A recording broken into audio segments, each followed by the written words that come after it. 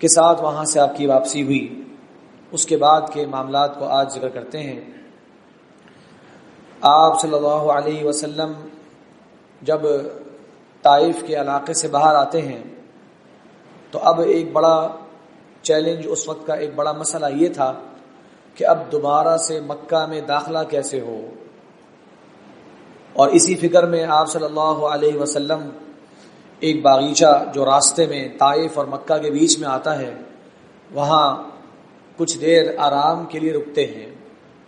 تو وہ باغیچہ مکہ کے دو سرداران بھائی عتبہ بن ربیعہ اور شیبہ بن ربیعہ، ان دونوں کا تھا، اور وہ اس وقت وہاں پر موجود تھے. تو آپ صلی اللہ علیہ وسلم اپنے ساتھی زید بن حارثہ رضی اللہ عنہ کے ساتھ جب اس باغیچے میں داخل ہوتے ہیں اور ایک طرف بیٹھتے ہیں تو یہ دونوں دور سے دیکھتے ہیں کہ یہ زخمی ہیں اور مشکل حالت میں لگ رہے ہیں.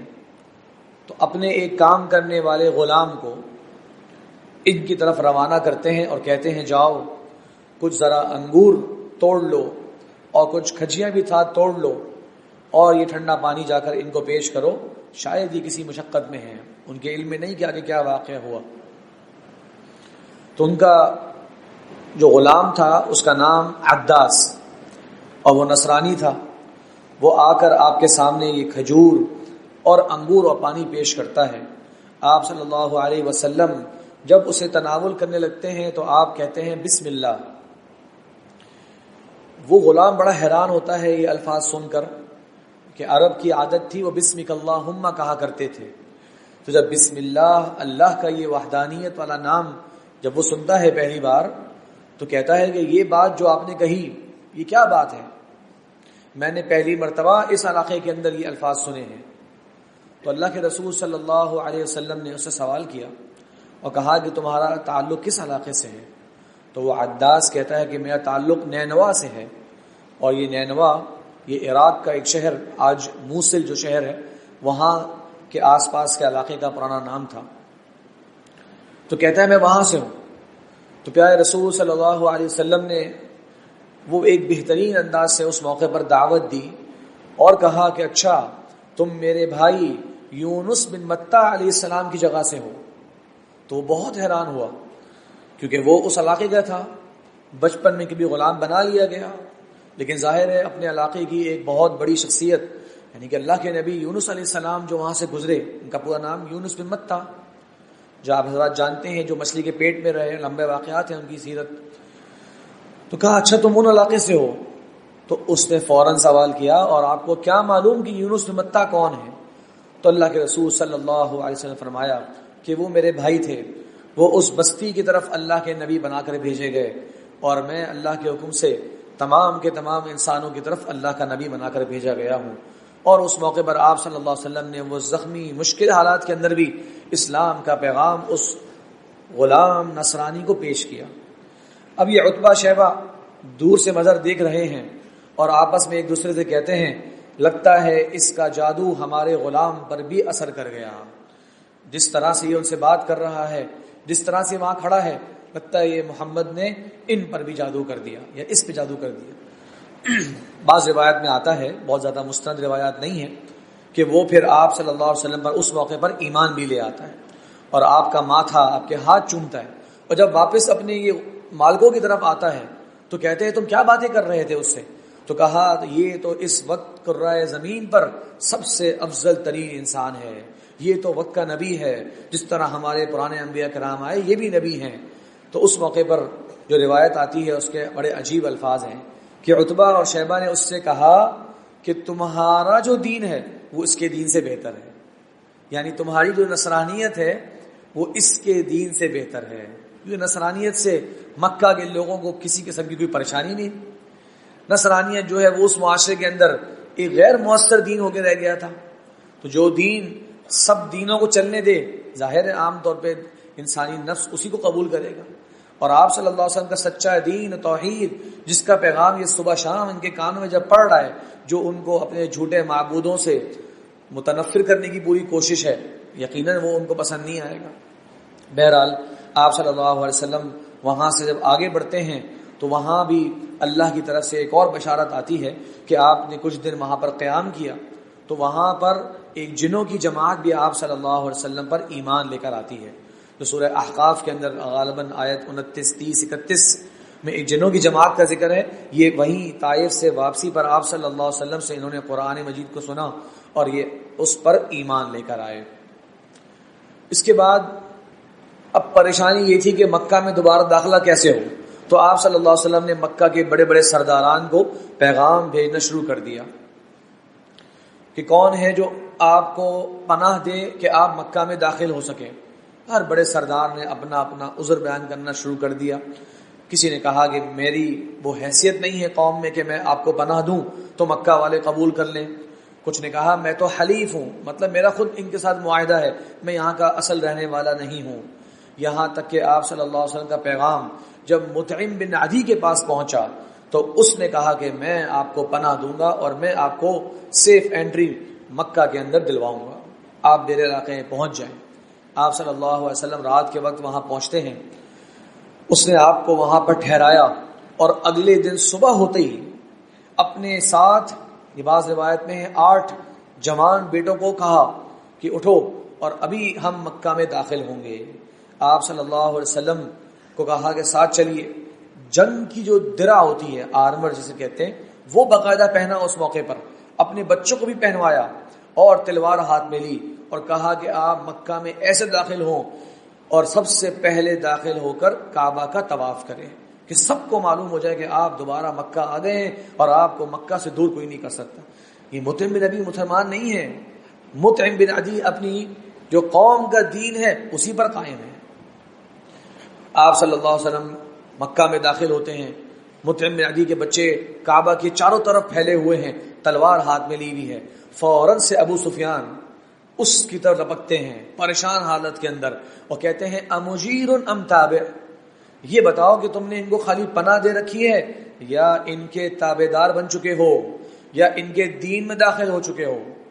تو مطعم بن جواب دیتا ہے بل مجیر، بلکہ میں نے خالی پناہ دی ہے کہ کس طرح سے یہ واپس مکہ میں داخل ہو جائیں.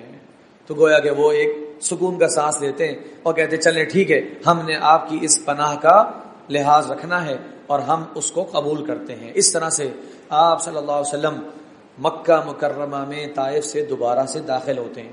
اب نوٹ کیجیے کہ جو مطعم بن عدی کا کردار ہے، ایک غیر مسلم ہوتے ہوئے 2 بڑے واقعات ملتے ہیں اس کی زندگی میں. ایک یہ کہ آپ صلی اللہ علیہ وسلم کو مکہ میں دوبارہ سے آنے میں مدد کری، اور دوسرا جو پہلے ذکر ہوا تھا کہ صحیفہ جو مکہ والوں نے مسلمانوں کے بائیکاٹ کا جو ایک ڈاکومنٹ مکہ کے کعبہ کے اندر لٹکا دیا تھا، اس کو پھاڑنے کے لیے جانے والوں میں یہ آگے تھا کہ جلدی سے یہ بائیکاٹ ختم کر دینا چاہیے ہمیں.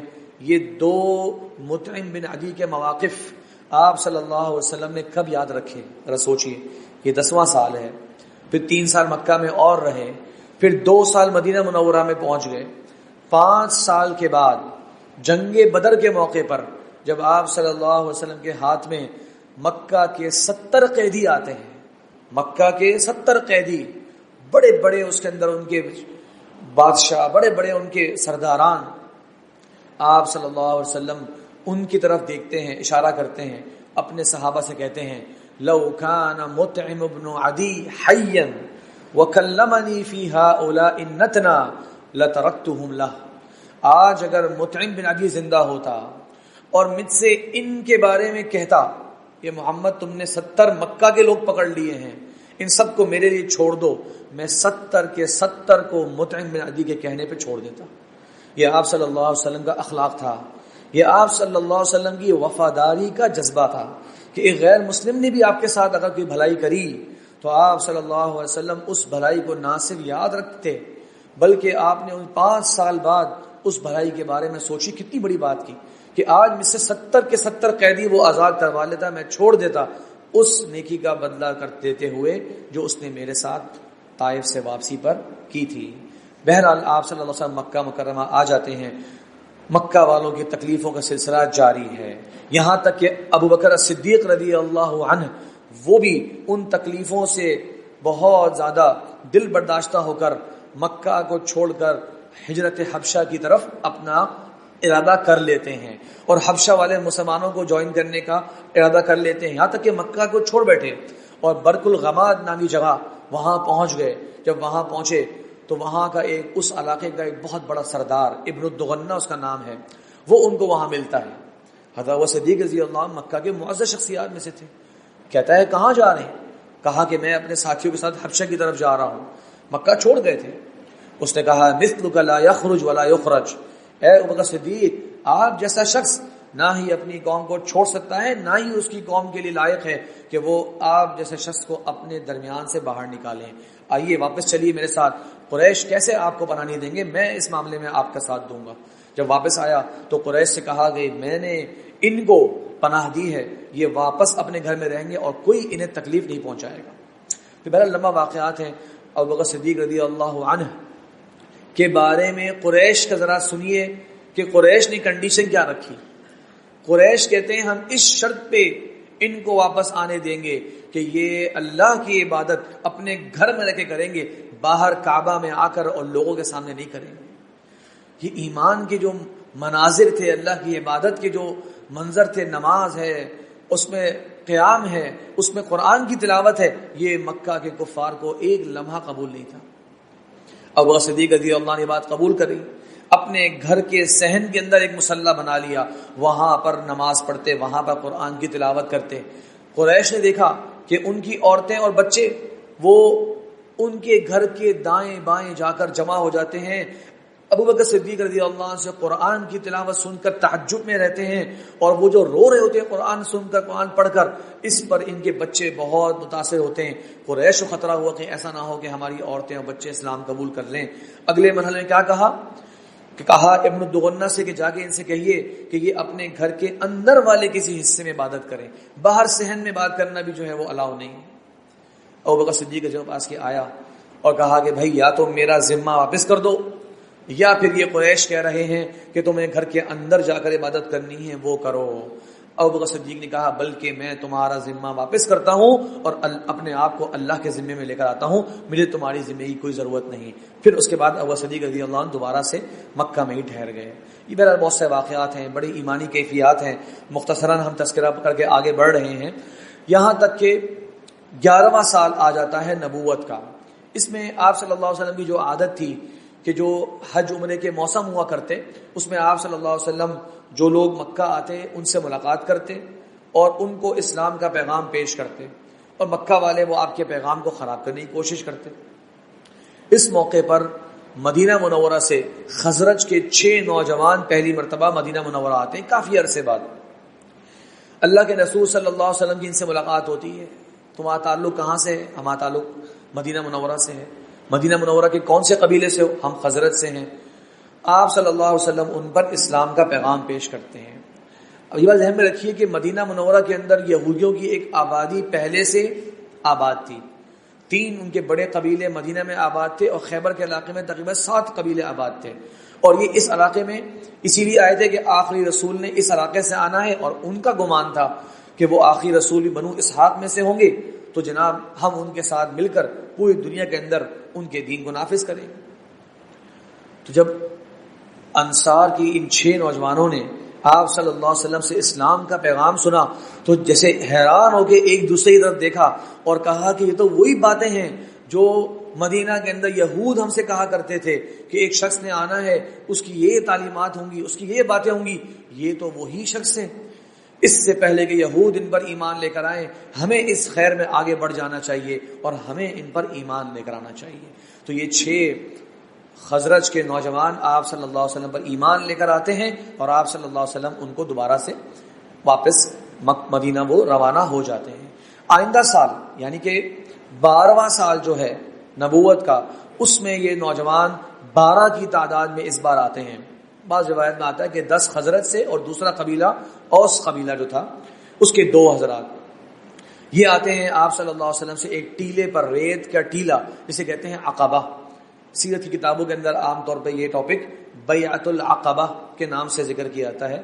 یہ 2 بیعتیں ہوئیں، آپ صلی اللہ علیہ وسلم نے ایک ریت کے ٹیلے پر ان سے ملاقات کری، اسلام کا پیغام پیش کیا، یہ آپ صلی اللہ علیہ وسلم پر ایمان لائے، آپ کے ہاتھ پر بیعت کری۔ یہ میں چاہتا ہوں کہ آپ حضرات توجہ سے سنیے کہ یہ لوگ ابھی اسلام لے کر آئے ہیں اور مدینہ سے آئے ہیں سب کچھ چھوڑ کر اپنا، آپ صلی اللہ علیہ وسلم سے زندگی میں پہلی بار ملاقات کر رہے ہیں، اور ذرا حدیث میں ان کی جو باتیں ہیں بیعت کی اس کا جائزہ لیں کہ کس نوعیت کی باتیں کریں۔ آپ صلی اللہ علیہ وسلم نے فرمایا ابایعکم علی السمع والطاعہ، سب سے پہلے میں تمہاری بیعت لیتا ہوں کہ تم ہر معاملے میں اللہ کے نبی صلی اللہ علیہ وسلم کی بات کو سنو گے اور اس کی مکمل اطاعت کرو گے، فی المنشط والمکرہ، چاہے تمہارا دل کر رہا ہو اس کام کرنے کا یا بظاہر ناگوار بھی گزر رہی ہو۔ دین کی جتنی تعلیمات ہیں ان کو منعن تم نے تسلیم کرنا ہے۔ یہ اس موقع پر آپ صلی اللہ علیہ وسلم ان سے بیعت لے رہے ہیں جو ابھی اسلام میں داخل ہوئے۔ سوچئے، فی المنشط والمکرہ وعلی اثرۃ علینا، اور اپنے اوپر دین کی تعلیمات کو ترجیح دیں گے، وعلی الامر بالمعروف والنہی عن المنکر، اور ہم آپ پر بیعت کرتے ہیں کہ ہمیشہ زندگی بھر اچھائی کا حکم دیتے رہیں گے اور برائی سے روکتے رہیں گے۔ ذرا سوچئے کتنی بڑی بات ہے۔ یہ تو نہیں کہ آج اسلام قبول کیا ہے تو چلو بس کوشش کرنا کہ بس نماز پڑھ لو اور باقی معاملات چلتے رہیں گے تمہارے، آئندہ سال ملاقات ہوگی دیکھیں گے۔ سوچئے کہ تمہارے پاس جو اللہ کے نبی صلی اللہ علیہ وسلم تعلیمات آ رہی ہیں، تم میرے ہاتھ پر بیعت کر رہے ہو، تو یہ اسلام کا یہ معاہدہ بہت مضبوط معاہدہ ہے۔ ہم آج کے زمانے میں بہت کمزور ہوتے جا رہے ہیں اور بہت کم پر اکتفا کر لیتے ہیں۔ دوسروں کے بارے میں جب آپ کو سننے کو ملے گا آپ کو کہ جناب صوم و صلاح کے پابند ہیں، نماز روزہ کر لیتے ہیں۔ ہم لوگ سوچتے بس یہ چیزیں، جو کلمہ گو مسلمان ہے جس نے بچپن سے اسلام میں آنکھ کھولی، اس کی ہم اتنی کم سے کم پر راضی ہو چکے ہیں۔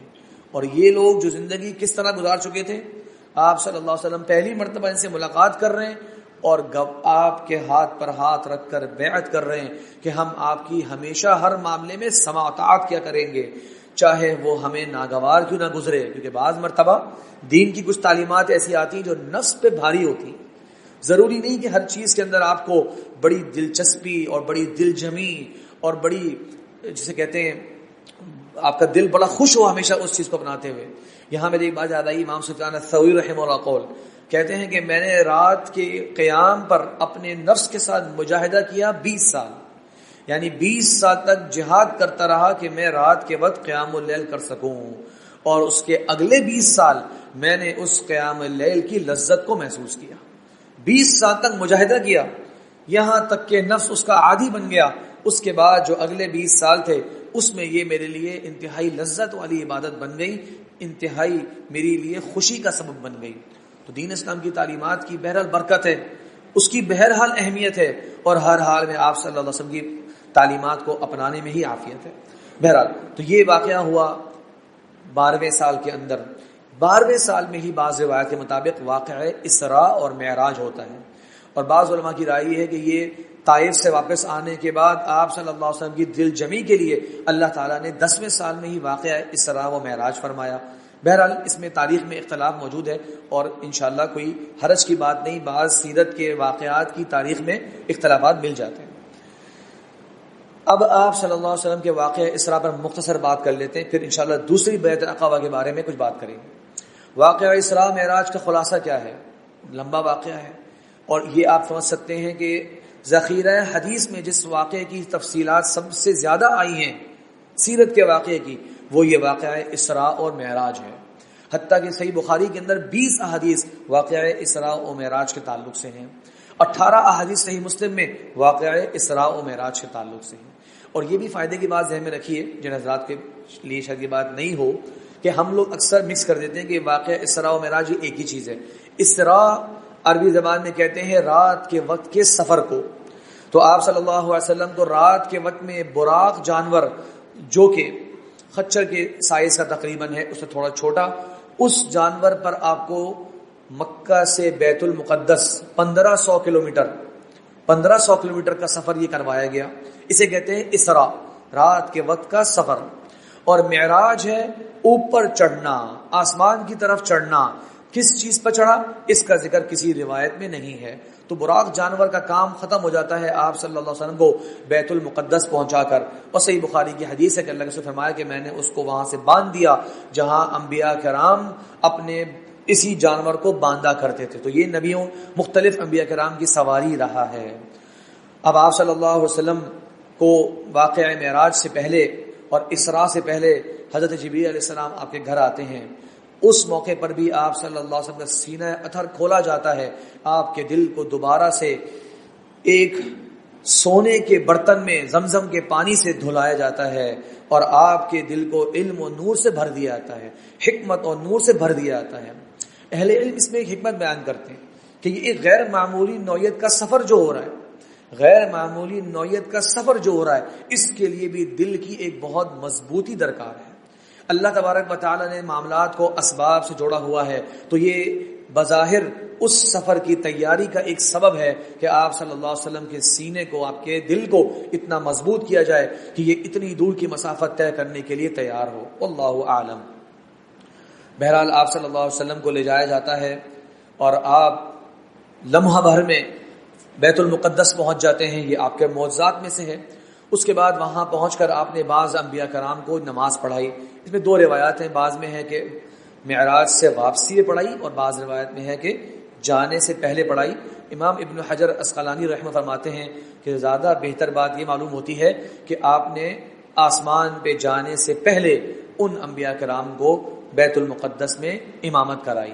تو آپ ویسے ہی امام الانبیاء والمرسلین ہیں اور اس موقع پر باقاعدہ ان کو نماز پڑھا کر ایک اور انداز سے امام الانبیاء والمرسلین بن گئے. کون کون سے انبیاء کرام شریک تھے اللہ اعلم. بعض حضرات کے زبان پہ ہوتا ہے کہ تمام کے تمام انبیاء کرام شریک تھے. یہ بات صحیح نہیں ہے. حدیث کے الفاظ میں واضح ہے کہ بعض انبیاء کرام. کون کون تھے اللہ اعلم. تو انبیاء کرام کی ایک جماعت کو آپ نے وہاں پر نماز پڑھائی. اس کے بعد آپ کو لے جایا جاتا ہے یہ آسمان کے لمبے اور طویل ترین سفر پر. لمحہ بھر میں آپ پہنچتے ہیں. لمبی روایات صحیح بخاری کے اندر ہے کہ حضرت جبریل علیہ السلام آپ کو لے کے جب پہنچتے ہیں تو پہلے آسمان پر دستک دی آتی ہے. معلوم ہوا یہ آسمان باقاعدہ چھت ہے, یہ محسوس کر دینے والی باقاعدہ ایک شے موجود ہے. ایسی شے نہیں ہے کہ جس سے انسان جو ہے وہ ہوا کی طرح گزر جائے اس کو کراس کرتا ہوا. باقاعدہ چھت ہے. اللہ نے اس کو سقفا محفوظا قرآن کے اندر ایک محفوظ چھت بھی قرار دیا. بہرحال اور سوال ہوتا ہے کہ کون ہے آپ کے ساتھ؟ کہا محمد صلی اللہ علیہ وسلم ہے کہ ان کے لیے ہی تو ہمیں آسمان کے دروازے کھولنے کا حکم ہے. اس طرح سے آپ صلی اللہ علیہ وسلم ساتوں آسمانوں پر جاتے ہیں. ہر آسمان پر آپ کی ایک ایک نبی سے ملاقات ہوتی ہے. پہلے آسمان پر حضرت آدم علیہ السلام سے ملاقات ہوتی ہے. دوسرے آسمان پر حضرت عیسیٰ علیہ السلام ہے جو کہ زندہ ہیں. باقی انبیاء کرام کی روحوں سے ملاقات ہو رہی ہے. عیسیٰ علیہ السلام جسد اور روح دونوں کے ساتھ آسمان پر موجود ہیں اور ان کے کزن ان کے ساتھ حضرت یحییٰ علیہ السلام بھی موجود ہیں. اس کے بعد آگے بڑھتے ہیں. حضرت یوسف علیہ السلام سے ملاقات ہوتی ہے تیسرے آسمان پر. چوتھے آسمان پر حضرت ادریس علیہ السلام سے ملاقات ہوتی ہے. پانچویں پہ حضرت ہارون سے ملاقات ہوتی ہے اور چھٹے پر حضرت موسیٰ سے. اور ساتویں آسمان پر حضرت ابراہیم خلیل اللہ جو اللہ کے سب سے قریب ہیں. وہ بیت المعمور, یہ جو ہمارے کعبہ کے بالکل اوپر ایک اور گھر ہے آسمانوں کے ساتویں آسمان پر, جس میں ہر روزانہ 70,000 فرشتے داخل ہوتے ہیں اور طواف کرتے ہیں. ایک بار جب کسی کا نمبر آ جائے زندگی بھر کبھی اس کا نمبر نہیں آتا. حضرت ابراہیم علیہ السلام بیت المعمور سے ٹیک لگائے بیٹھے ہیں. اس انداز سے, اس ترتیب سے اللہ کے ان انبیاء کرام سے اللہ کے رسول کی ملاقات ہوتی ہے. اہل علم ان ناموں کو, آپ کے ذہن میں یہ نہ رہے کہ یہ نام یاد کرنا مشکل ہے بظاہر ترتیب, تو ایک جملہ ہے اگر آپ کے ذہن میں رہا تو شاید آپ کو ان انبیاء کرام کے ناموں کی ترتیب یاد رہ سکتی ہے. وہ جملہ ہے اعیاہما.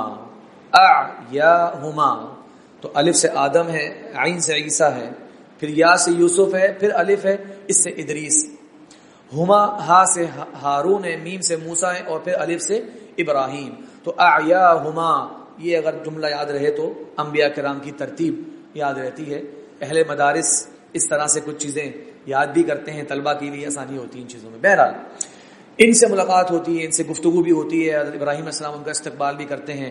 پھر آپ جانتے ہیں کہ آپ صلی اللہ علیہ وسلم اللہ تبارک و تعالیٰ کے بہت قریب ہوتے ہیں.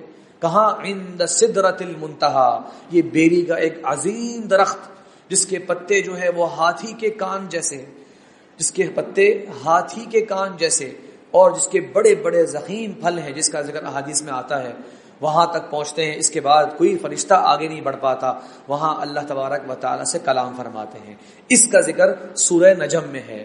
اور سورہ بنی اسرائیل کی جو آغاز ہے سبحان الذی اسریٰ بعبدہ، وہاں اسراء کا ذکر ہے. اور یہ معراج کا واقعہ یہ سورہ نجم کے اندر موجود ہے. اس مقام تک جاتے ہیں. اللہ تعالیٰ سے کلام فرمایا نبی کریم صلی اللہ علیہ وسلم نے. دو رائے اس مسئلے میں پائی جاتی ہیں کہ اللہ کے رسول کو اللہ تعالیٰ کو اللہ کے رسول نے دیکھا یا نہیں دیکھا. تو یہ کوئی جذباتی نوعیت کا مسئلہ نہیں کہ ہم کہیں کہ اگر ہمیں اللہ کے رسول سے محبت ہے تو ضروری ہے یہ کہنا کہ دیکھا، اور اگر کوئی نعوذ باللہ جو کہے کہ نہیں دیکھا گویا اسے اللہ کے رسول سے محبت نہیں، یا وہ اللہ کے رسول کا مقام مرتبہ نہیں جانتا. یہ غلط قسم کے طریقے ہوتے ہیں دین کے مسائل کو سمجھنے کے. حضرت عبداللہ بن عباس رضی اللہ عنہ سے دو موقف ملتے ہیں. ایک موقف میں انہوں نے کہا کہ دیکھا، خالی ایسے کہا، اور ایک موقف میں انہوں نے کہا کہ دل کی آنکھ سے دیکھا. تو جب دیکھا کی وضاحت دل کی آنکھ والی آ گئی تو اس کو قبول کرنا چاہیے. ایک بڑے عقیدے کے امام ہیں امام عثمان بن سعید دارمی، وہ کہتے ہیں کہ صحابہ کا اس پہ اجماع ہے کہ اللہ کے رسول صلی اللہ علیہ وسلم نے اپنے رب کو جو انسانی آنکھیں ہوتی اس سے نہیں دیکھا. اور صحیح مسلم کی حدیث آپ نے فرمایا نور انا اراہ، میرا رب تو نور ہے میں کیسے دیکھوں. اور اللہ کا حجاب بھی جو ہے وہ نور ہے. اور بعض روایت میں فرمایا رأیت نورا، میں نے تو ایک نور دیکھا. تو یہ درست بات یہ معلوم ہوتی ہے کہ یہ نعمت اللہ تبارک و تعالیٰ نے اپنے ایمان والے بندوں کے لیے قیامت کے دن کے لیے ہی رکھی ہے. اللہ تعالیٰ ہم سب کو ہمارے رب کا دیدار مبارک نصیب فرمائے. خیر اس کے بعد آپ سب واپس آتے ہیں. مکہ کے لوگ، ان کے ساتھ ایک مکالمہ اس موقع پر ہوتا ہے. آپ کعبہ کے صحن میں بیٹھے ہوئے تھے. ابو جہل آپ کو دیکھتا ہے کہ آپ فکر مند لگ رہے ہیں، خیریت تو ہے، آج بڑی فکر میں ہیں آپ. کہا کہ میرے رب نے مجھے رات کے وقت میں یہاں سے بیت المقدس کا سفر کرایا اور وہاں سے آسمانوں کا سفر کرایا. ابو جہل سمجھتا ہے کہ یہ کوئی بڑی مزاحیہ بات ہے، تو کہتا ہے کہ میں اگر مکہ کے لوگوں کو جمع کر لوں آپ یہ بات ان کے سامنے دہرائیں گے؟ آپ نے کہا بالکل دہراؤں گا. وہ سمجھتا ہے کہ اب محمد صلی اللہ علیہ وسلم کی دعوت کو میں نقصان پہنچا پاؤں گا، یہ تو ایسی بات ہے جو تسلیم نہیں کریں گے لوگ. تو مکہ کے لوگ جمع ہو جاتے ہیں. ابو بکر صدیق رضی اللہ عنہ کی طرف بھی ایک شخص روانہ ہوتا ہے. آؤ تمہارے ساتھی نے آج کیا بات کہی. ابو بکر صدیق رضی اللہ عنہ فرماتے ہیں اگر تو محمد صلی اللہ علیہ وسلم نے یہ بات کہی ہے میں ابھی سے اس کی تصدیق کرتا ہوں. بعض روایات مطابق اس موقع پر آپ کا لقب الصدیق پڑا. بہرحال اللہ تبارک و تعالیٰ نے اپنے نبی کریم صلی اللہ علیہ وسلم کو اس موقع پر مسجد اقصی کا پورا نقشہ دکھا دیا. سوال کرنے والے سوال کیا کہ چلیں ہم جانتے ہیں کہ آپ اپنی جوانی کے دنوں میں شام تو گئے تھے، البتہ بیت المقدس نہیں گئے، چلیں ذرا بتائیے مسجد اقصی کا کیا نقشہ ہے، کیا وہاں کے حالات ہیں. تو آپ نے فرمایا کہ مجھے اللہ تعالیٰ نے اس موقع پر بیت المقدس مسجد اقصی کا پورا نقشہ دکھا دیا. میں بتانے لگا یہ دروازے ہیں، اس دروازے کے سامنے یہ جگہ ہے، یہ کنواں ہے. جس طرح آپ سے اگر کسی جگہ کے بارے میں پوچھا جائے تو آپ اس کا حلیہ بتاتے ہیں، اس طرح سے جب بتایا تو یہ بڑے حیران ہوئے کہ وہ بالکل درست حلیہ بتا رہے تھے جیسا مسجد اقصی کا حلیہ ہے. جو شخص وہاں نہیں گیا وہ اتنی باریکی سے یہ بات بتا ہی نہیں سکتا. لیکن بہرحال بار بار کی سچے دلائل آ جانے کے بعد یہ لوگ ایمان لے کر آنے والے لوگ نہیں تھے. اس کے بعد جیسے میں نے بتایا کہ بیعت العقبہ الثانیہ جو دوسری بیعت ہوئی، اس موقع پر البتہ 72 لوگ انصار کے آتے ہیں. اور یہ بات بھی نوٹ رکھیے گا کہ پہلی بیعت کے بعد جب گئے تھے یہ لوگ تو حضرت مصعب بن عمیر اسلام کے پہلے مبلغ بن کر ان کے ساتھ گئے. یہ ان کی سمجھداری ہے. 12 لوگ اسلام لے کر آئے ہیں لیکن اللہ کے رسول سے کہہ رہے ہیں کہ ہمارے ساتھ کسی کو بھیجیے تاکہ جتنا دین اب تک آ چکا ہے وہ ہمیں سکھائے. سوچئے 12 لوگوں کے ذہن میں یہ خیال ہے کہ دین کے معلم کی ضرورت ہے، دین کے مبلغ کی ضرورت ہے، اس کی بہت اہمیت ہے. حضرت مصعب بن عمیر رضی اللہ عنہ وہاں جاتے ہیں، 1 سال تبلیغ کرتے ہیں، حج کے موقع پر واپس آتے ہیں. اللہ کے نبی صلی اللہ علیہ وسلم کو بڑے اچھے حالات سناتے ہیں کہ رسول اللہ میں ایک مبلغ بن کے وہاں گیا، اتنے لوگوں نے میرے ہاتھ پر اسلام قبول کر لیا. گویا آپ صلی اللہ علیہ وسلم کے سامنے اب ایک اور منزل آ رہی ہے، اور وہ کیا؟ وہ مدینہ منورہ کی آبادی ہے کہ یہاں پر تو 12 سال ہمیں ہو چکے، بہت تھوڑے لوگ اسلام قبول کر چکے ہیں. ابھی میرا ایک ساتھی وہاں گیا ہے اور اس کے ہاتھوں اتنے سارے لوگوں نے اسلام قبول کر لیا. گویا آپ صلی اللہ علیہ وسلم اپنے ذہن میں ایک پروگرام بنا رہے ہیں کہ اب ہمارا ایک اور منزل ٹھکانہ وہ مدینہ منورہ ہو سکتا ہے.